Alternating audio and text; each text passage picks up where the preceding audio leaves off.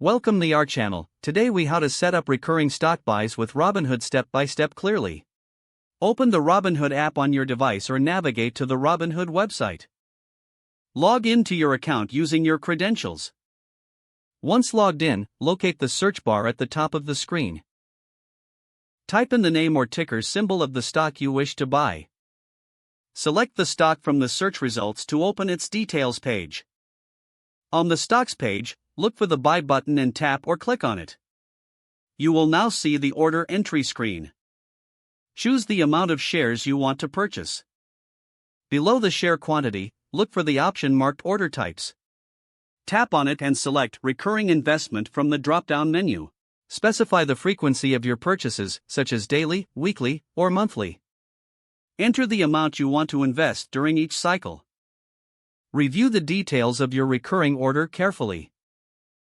Once satisfied, swipe up or click on Continue to proceed. Make sure to confirm your purchase by tapping or clicking on Confirm. Your recurring stock buy is now set up and will execute automatically based on your selected frequency.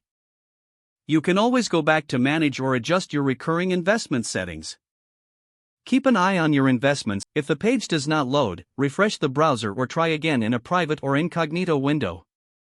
Make sure you are using the correct email address, then retype it carefully to avoid small typos. If your password is not accepted, use the reset option and create a new strong password you can remember. Check your spam folder for verification or security emails, then complete any requested confirmation steps. Enable two-factor authentication if available to improve account security and reduce unauthorized access risk. After signing in, review your profile details so your contact information and settings are accurate and current. If you see an error message, note it down and try again after restarting your device and internet connection.